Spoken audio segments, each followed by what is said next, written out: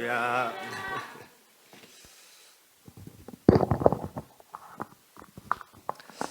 네, 반갑습니다. 먼저 하나님 말씀 보도록 하겠습니다. 빌립보서 2장 12절로 16절입니다. 신약성경 빌립보서 제2장 12절로 16절 말씀입니다.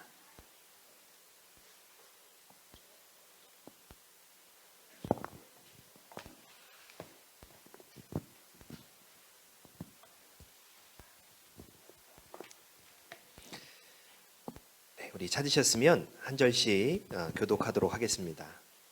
빌립보서 2장 12절로 16절입니다. 그러므로 나의 사랑하는 자들아, 너희가 나 있을 때뿐 아니라 더욱 지금 나 없을 때에도 항상 복종하여 두렵고 떨림으로 너희 구원을 이루라. 너희 안에서 행하시는 이는 하나님이시니 자기의 기쁘신 뜻을 위하여 너희에게 소원을 두고 행하게 하시나니 모든 일을 원망과 시비가 없이 하라. 이는 너희가 흠이 없고 순전하여 어그러지고 거스르는 세대 가운데서 하나님의 흠없는 자녀로 세상에서 그들 가운데 빛들로 나타내며 생명의 말씀을 밝혀 나의 다름질이 헛되지 아니하고 수고도 헛되지 아니하므로 그리스도의 날에 내가 자랑할 것이 있게 하려 함이라. 아멘. 잠깐 기도하겠습니다. 사랑의 하나님, 감사합니다. 오늘 우리 가운데 함께 하시고 또 우리가 함께 모여 거룩한 주일 주 앞에 예배하게 하시니 감사합니다. 오늘 우리가 말씀을 나눌 때에 주의 성령께서 친히 말씀하여 주시고 전한 자의 입술을 주장하여 주옵소서. 우리의 마음 가운데 임하실 주님을 간절히 사모하며 예수님의 이름으로 기도하옵나이다. 아멘. 우리 장로님께서 이렇게 잘 소개해 주신 것처럼 저는 저희 아내가 이제 장로님께 말씀을 배우면서 장로님하고 이렇게 좋은 관계를 갖게 되었고요. 벌써 한 7년, 8년 된 것 같은데 제가 송추에서 군목으로 목회하고 있을 때 우리 자유의 집에서 오셔가지고 찬양 예배도 같이 드렸던 기억이 납니다. 지금도 그때 은혜가 이렇게 생생한 것 같은데요. 장로님 말씀하실 때 7년 지났다고 하니까 되게 오래된 것 같다 이런 생각이 들었습니다. 한 2주 전, 벌써 2주 전에는 인천에 있는 교회에 부목사로 사역을 했었고요. 이제 2주 전에 마무리를 했습니다. 어떻게 좀 기성교회 이 냄새가 좀 나나요? 저도 좀 지금 아직 적응이 안 되는 그런 상황이라서 제가 보니까 사역을 시작하고 나서 지금까지 쉬어본 날들이 없더라고요. 계속 이어서 사역을 해서 쉬지 않고 설교하고 쉬지 않고 이렇게 계속 이렇게 목회 현장에 있다 보니까 이게 다들 목사님 푹 쉬세요. 쉬었다가 이제 회복하고 시작하셔야죠라고 말씀하시는데 그렇게 쉬는 게 어려운 건지 몰랐습니다. 이렇게 어떻게 쉬어야 되는지도 잘 모르겠고 가만히 있는 게 이렇게 어려운 건지 몰랐는데 하나님께서도 가만히 있는 시간을 좀 가르쳐 주시는 때인 것 같습니다. 우리가 건강이 나빠졌다 이런 생각이 들면, 건강이 나빠졌다 이런 소식을 알게 되면 제일 먼저 딱 떠오르는 생각이 뭐냐면 살 빼야 되겠다, 살 빼야지, 그래야지 건강이 회복된다 이런 생각들을 하지요. 보통 우리가 성인병의 대부분의 원인들이 이제 비만에서부터 오니까 맞는 해법이기도 한 것 같습니다. 또 한편으로는 종종 이렇게 지나다 거울을 봤는데 이렇게 턱 밑에 살이 두둑하게 붙어 있는 걸 보면 살 좀 빼야겠다 이런 생각을 하지요. 그러면 운동도 조금 하고 좀 밥도 굶고 그러면 살이 좀 빠집니다. 조금 빠집니다. 많이는 안 빠지더라고요. 조금 빠집니다. 근데요, 이 빠진 살만큼 쉽게 제자리로 돌아가는 게 없어요. 금방 제자리로 돌아갑니다. 더군다나 이게 또 요요 현상 같은 게 있어서요. 급히 살을 빼고 나면 이전보다 더 나빠지는 때도 많아요. 이전보다 더 나빠지는 때도 있습니다. 우리의 삶 가운데 이런 것처럼 제자리로 돌아가는 일들이 있는 것 같아요. 바로 잡아야 되는데, 좀 이렇게 건강해져야 되는데, 좋은 일로 해야 되는데 라고 이렇게 생각은 하는데 그냥 제자리로 돌아가는 일들이 많이 있는 것 같습니다. 심지어는요, 제자리가 아니라 더 나빠지는 일들도 종종 있습니다. 우리가 살 빼는 것과 비교할 일은 아니지만 사실은 우리 교회 안에도요 참 고질적인 문제들이 있어요. 그래서 이게 좀 개선이 돼야 되는데, 좋아져야 되는데 늘 제자리인 것 같은 일들이 있습니다. 심지어는 이게 제자리가 아니라 더 나빠지고 있는 거 아닐까? 이렇게 생각되는 일들이 있지요. 우리가 참 스스로 고백하기는 부끄럽지만 교회 공동체마다 얼마나 많은 문제들을 앓고 있는지 몰라요. 오늘날 정말 교회들이 얼마나 많은 문제를 가지고 있는지 모릅니다. 제가 오늘 이제 쭉 운전해서 오는데 사실은 이쪽에 뭐 봉천동 서울대 이쪽으로는 별로 올 일이 없어가지고 거의 다 처음 와본 길입니다. 오는 중에도요 얼마나 교회들이 많고 교회마다 지금 다 나와서 주차 안내를 하고 있는지 모르겠어요. 서울 시내 교회들이 아마 그게 다 고질적인 문제겠죠. 또 막 교회 차들이 막 운행을 다니고 있는데 너무 신기한 거예요. 저게 왜 신기하지라고 생각해 보니까 저 이 시간에 밖에 나와 본 적이 없습니다. 밖에 나와 본 적이 없는데 나와 보니까 이렇게 교회들이 하는구나. 참 신기한 교회가 어떻게 움직이는지 오늘 알았습니다. 이렇게 많은 교회들이 있는데 정말로 많은 교회들이요 교회마다 문제를 앓고 있어요. 언론에 교회 문제가 보도된다? 과거에는요 막 그걸 보면 깜짝 놀랐는데 이제는 언론에 왕왕 보도되는 거 별로 이상하지 않을 정도죠. 심지어는 교회 안에서 성도들이 뭐라고 이야기합니까? 스스로 이렇게 이야기합니다. 교회가 세상보다 더하다. 교회가 세상보다 더하다. 이게 얼마나 가슴 아픈 그런 상황인지 모르겠습니다. 뭐 이런 상황 가운데서 교회가 세상에 영향력을 끼친다, 무슨 선한 영향력을 끼친다, 뭐 상상조차 할 수 없는 그런 현실이 오늘날 우리 앞에 와 있습니다. 그런데 이런 것들이요 어제 오늘 문제는 아닙니다. 어제 오늘 문제는 아니고 이미 우리가 이 문제에 대한 인식은요 90년대부터 하고 있었습니다. 90년대에 들면서 교회가 현재의 사회에서 영향력이 막 줄어들고 있는 것을 체감하면서 많은 사람들이요, 많은 교회 안에 있는 사람들이 이 문제의 원인에 대해서 파악하고자 노력을 했고 이 문제의 원인을 대체적으로 이렇게 파악을 했습니다. 그리스도인들이 구원받은 자의 삶을 세상 가운데서 살아가지 못하는 것이 이 문제의 원인이다. 이렇게 좀 파악을 했죠. 그래서 대안적으로 나온 방법들이 무엇이냐면 제자 양육입니다. 그래서 얼마나 제자 양육을 열심히 했는지 모릅니다. 그냥 교회마다 제자 양육에 얼마나 힘썼는지 모릅니다. 아마 그 다양한 제자 양육에 한 번씩들은 다 참여해 보셨을 것 같아요. 저 또한 그렇고 또 여기 함께 예배하신 성도님들도 아마 그 제자 양육 받아 보셨을 겁니다. 뭐 제가 오늘 여기서 그 제자 양육이 잘못됐다 얘기하는 게 아닙니다. 다 훌륭한 그런 양육이죠. 다 훌륭한 또 신앙의 도구입니다. 그런데 벌써 한 30년이 지났는데 그러면 그 문제 원인도 파악했고 그 대안의 노력도 했는데 그러면 교회가 지금은 변화돼야 하는 게 맞습니다. 교회가 다 회복이 되고 교회가 사회 가운데서 선한 영향력을 끼치고 있고 교회 안에 그냥 다 그냥 기쁨이 넘치는 공동체가 돼 있어야 되는 게 맞는데 오늘날 보면은요 점점 더 안 좋아지는 것 같습니다. 점점 더 어렵고 점점 더 이 문제가 커가고 뭐 교회가 세속화돼가는 것은 걷잡을 수 없을 정도의 속도로 되어가고 있습니다. 도대체 뭐가 문제일까요? 도대체 뭐가 문제일까? 우리가 좀 생각해봐야 될 게 있는데 우리가 과연 진단한 문제의 원인이 맞는가라는 걸 좀 생각해봐야 합니다. 그러니까 구원받은 사람들이 교회 안에 있는데 이 구원받은 사람들이 세상 가운데서 구원받은 자의 삶을 살지 못하는 것이 문제다라고 생각했는데 이게 과연 맞냐는 거죠. 그런데 이 말을요 가만히 생각해 보면 참 논리가 안 맞습니다. 왜냐하면 구원받았다라는 것, 구원받은 사람들이 구원받은 사람의 삶을 살지 못한다. 그래서 사실 구원받았다는 것 자체가 거듭남입니다. 거듭났다라는 것은 새로운 존재가 되었다는 거죠. 전혀 새로운 피조물이 되었다는 건데 새로운 존재가 되었는데 삶은 그대로다. 구원받았다는 것은 거듭남이고 거듭났다는 것은 새로운 존재라는 것인데 삶이 안 변한다. 그대로다. 전혀 논리에 맞지 않는 이야기입니다. 이건 맞는 이야기가 아닙니다. 그러면 우리가 무슨 생각을 해볼 수 있는가라고 하면 우리가 구원받았다라고 착각하고 있을 수 있다는 거예요. 구원받은 것이 과연 맞는가? 오늘날 성도들이 교회 안에서 우리 다 구원받았습니다 라고 이야기하면서 제자가 되겠습니다 라고 이야기하는데 그건 맞는가? 라는 질문을 해볼 수가 있죠. 점검해 봐야 됩니다. 오늘날 교회 안에 있으면 다 구원받은 사람들이다. 성전 안에 들어와서 앉아 있으면 구원받은 사람들이다. 이거 분명히 이 전제를 점검해 볼 필요가 있습니다. 한국 교회는요 복음을 참 쉽게 전하고 받아들입니다. 일단 교회 문 안으로 들어와가지고 교회에 앉아 있으면 구원받았다고 치는 겁니다. 그때부터. 제가 어렸을 때 기독교 방송을 돌려보면요 아주 인상 깊게 지금도 기억에 남는 것이 있는데 한 굉장히 큰 교회 예배에 중간에 이제 광고 시간쯤 되면은요 꼭 하는 게 있습니다. 오늘 교회 처음 나오신 분들 자리에서 일어나십시오.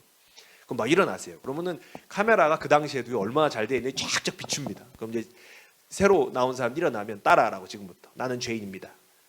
어디서부터 와서 어디로 가는지 모르는 죄인입니다. 그러면서 이제 그 기도를 따라하면 끝나가면 아멘. 자, 오늘 새로 나오십니다. 구원받았습니다. 할렐루야, 아멘. 박수! 이러면 이제 구원받은 거예요. 제가 그 장면을 보면서 감동도 되었는데 어느 날부턴가는 저 맞을까? 이런 생각도 든 거죠. 오늘날 많은 한국교회 성도들이요, 나는 과연 구원의 확신이 있는가라고 물어보면 자신이 없습니다. 왜냐하면 교회 안에 들어와서 앉아 있으니까 사람들이 옆에서 구원받았다고 하는 거예요. 어느 날부터 성도님이라고 부릅니다. 조금 교회 한 1, 2년 다니면 집사님이라고도 해주지요. 그리고 이제 교회에 적응이 됩니다. 교회 생활에. 교회 봉사도 합니다. 교회 사람들하고 친합니다. 점점 세상 사람들보다는 교회 사람들하고 친구가 많아집니다. 그러면 어느샌가 이 교회에 익숙해지는 것을 가지고 어떻게 생각하냐면 나도 구원 받았나 보다.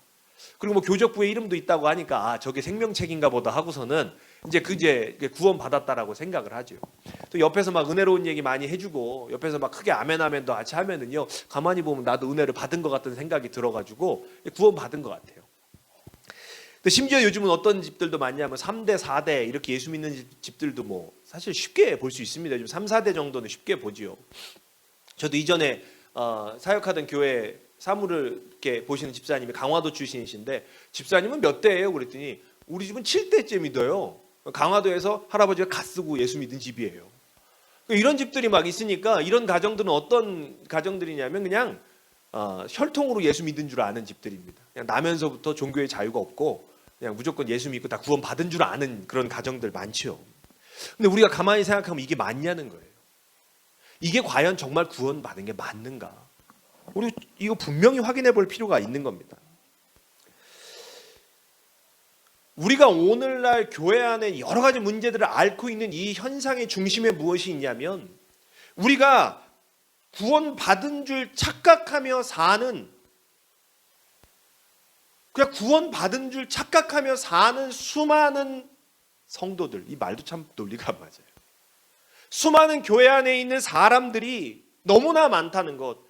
그러면서 거기에 대고 자 이제 구원받았으니 구원받은 자의 삶을 살아야 합니다. 그래야만 교회가 영향력이 있습니다. 그래야만 그리스도의 영광이 나타납니다. 그래야만 하나님의 뜻을 우리가 행할 수 있습니다. 라고 이야기하고 있는 것 자체가 이 전혀 성립이 안 되는 얘기죠.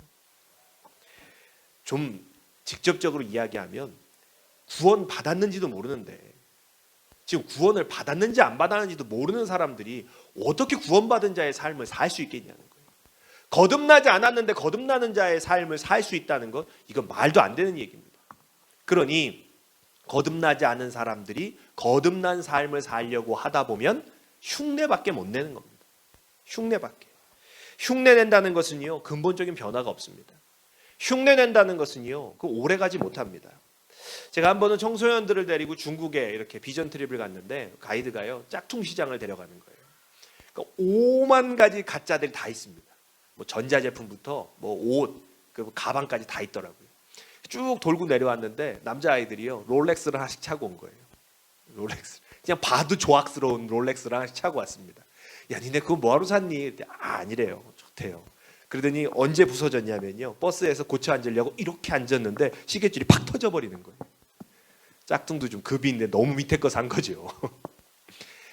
우리가 흉내낸다는 것은요, 시간이 지나면요 터져버립니다. 흉내낸다는 것은요, 가짜가 드러날 수밖에 없습니다. 그리고 이제 오늘날 우리 교회 가운데 흉내내고 거듭난 흉내를 내고 있다 보니 교회가 세상보다 더하다라는 그런 비참한 이야기를 듣고 있는 거죠. 결국 우리가 앓고 있는 거대한 문제, 지금 신앙의 거대한 문제는요, 우리의 착각의 원인인 것입니다. 교회 문 열고 들어와 앉아 있으면 구원이 이미 완성되었다?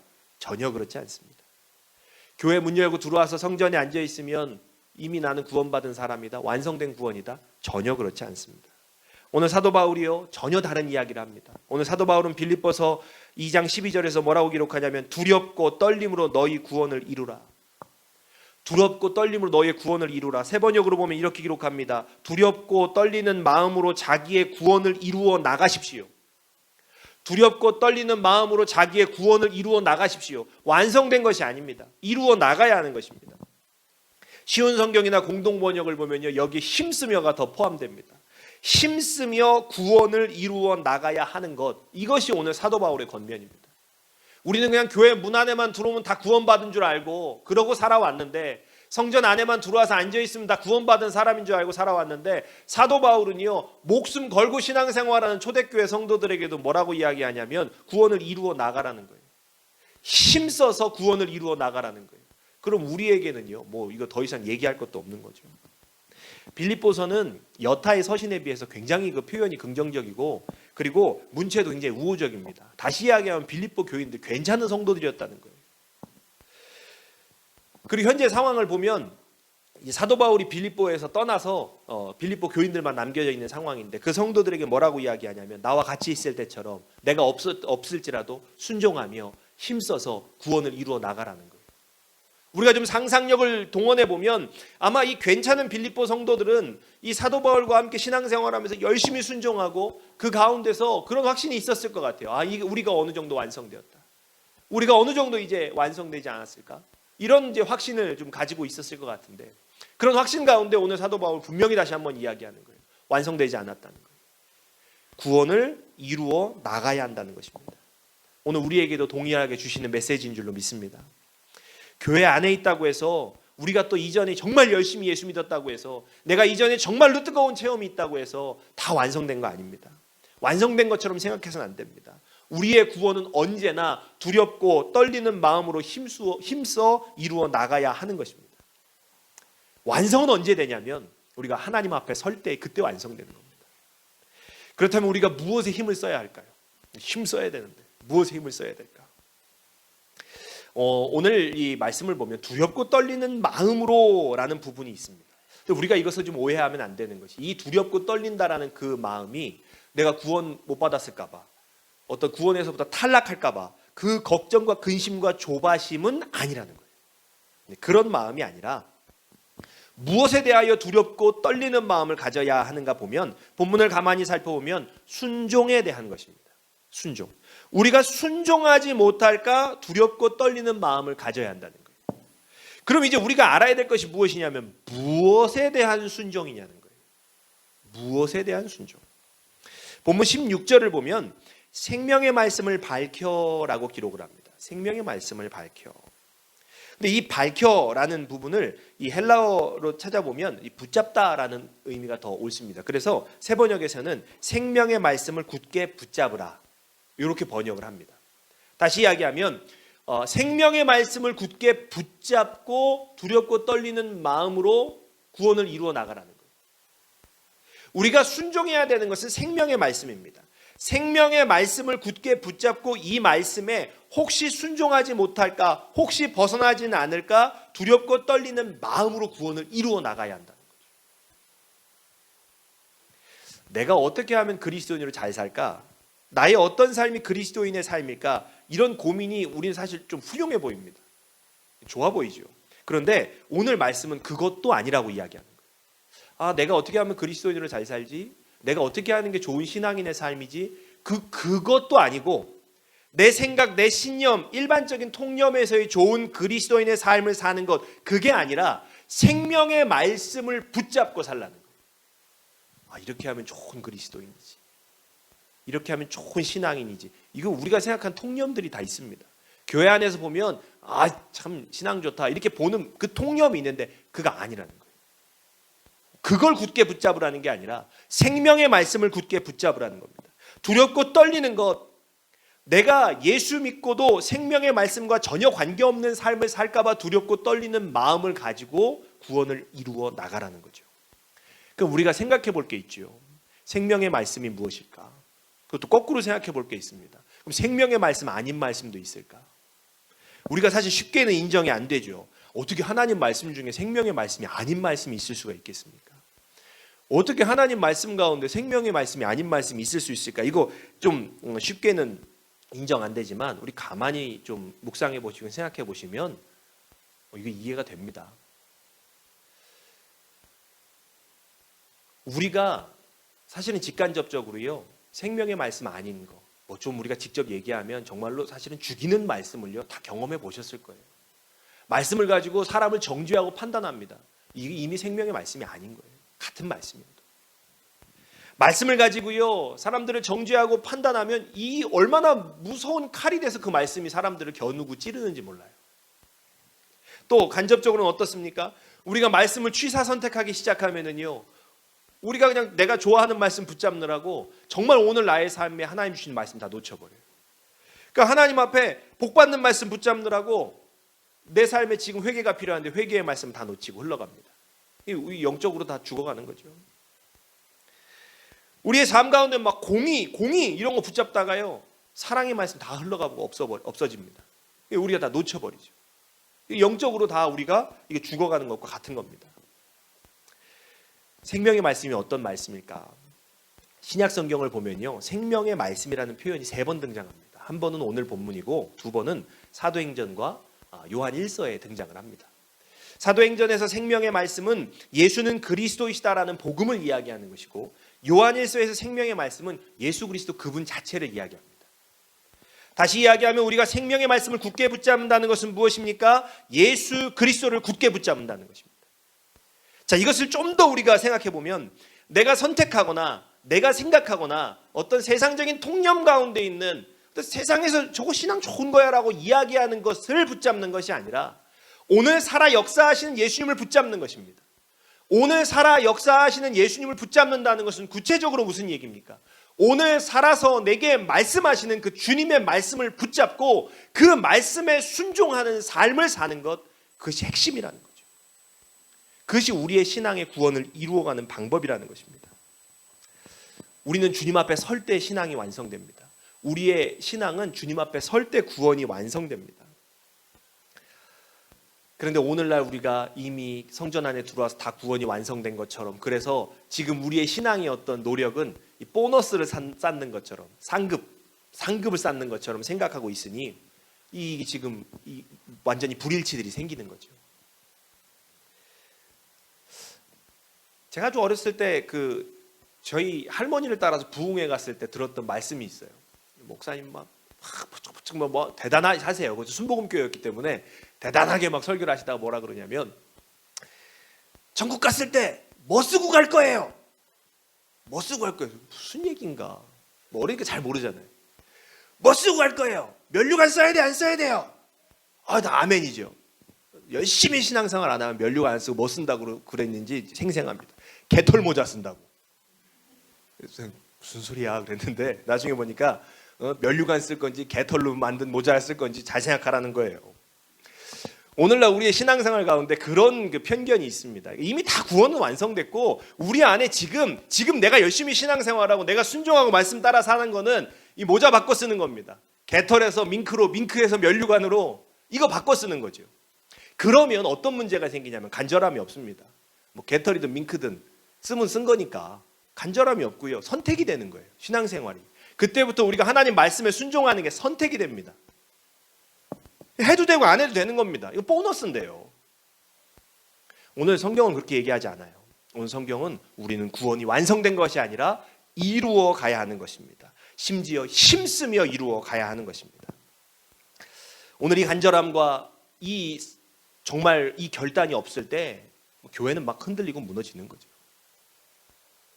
우리는 여전히 미완성의 신앙생활을 합니다. 우리는 하나님 앞에 갈 때까지 구원의 완성을 이렇게 고백을 합니다. 빌립보서 3장 12절부터 14절을 제가 읽겠습니다. 내가 이미 얻었다 함도 아니라 오직 내가 그리스도 예수께 잡힌 바 된 그것을 잡으려고 달려가노라. 형제들아, 나는 아직 내가 잡은 줄로 여기지 아니하고 오직 한 일, 즉 뒤에 있는 것은 잊어버리고 앞에 있는 것을 잡으려고 표대를 향하여 그리스도 예수 안에서 하나님이 위에서 부르신 부름의 상을 위하여 달려가노라. 아멘. 오늘 우리는요, 완성된 구원으로 사는 인생들이 아닙니다. 우리는 지금도 여전히 미완성으로 우리의 구원을 완성해가는 중에 있습니다. 주님 우리에게 말씀하십니다.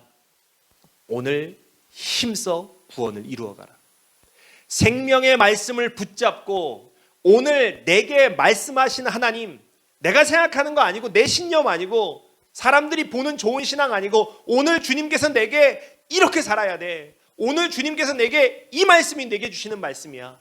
오늘 주님께서 우리에게 이것이 너의 순종할 바야 라고 말씀하시는 살아계시는 하나님의 오늘 내게 주시는 말씀, 그 말씀을 굳게 붙잡고 순종하시며 두렵고 떨리는 마음으로 구원을 완성해 나가시는, 그리고 정말로 주님 앞에서 완성된 믿음으로 기쁨으로 서실 수 있는 저와 여러분 되시길 주님의 이름으로 축원합니다. 기도하겠습니다. 사랑의 하나님, 감사합니다. 하나님, 오늘 귀한 은혜 가운데 우리로 함께 말씀 나누게 하여 주시고, 우리로 하여금 주님 우리의 현실과 우리의 상황을 또한 깨달아 알게 하시니 감사합니다. 하나님, 우리는 미완성입니다. 하나님, 우리는 주님 앞에 갈 때까지 구원을 이루어가며 구원을 완성해가는 인생들입니다. 주님, 우리가 주 앞에 겸손한 마음으로, 주의 살아계신 하나님의 말씀 앞에 겸손한 마음으로 나아가 오늘 또 우리의 매일의 삶 가운데 주신 하나님 말씀 붙잡고 순종하며 그 말씀을 따라 그 말씀에 합당한 인생을 살아가게 하여 주옵소서. 주님, 그렇게 우리가 구원을 완성해 나가며 하나님이 기뻐하시는 천국을 이 땅에서 우리가 세워가는, 맛보며 나아가는 아름다운 공동체 되게 하여 주옵소서. 하나님, 이곳에 말씀하시는 그 말씀의 역사가 우리의 삶이 현실이 되게 하실 줄 믿사오며 예수님의 이름으로 기도하옵나이다. 아멘.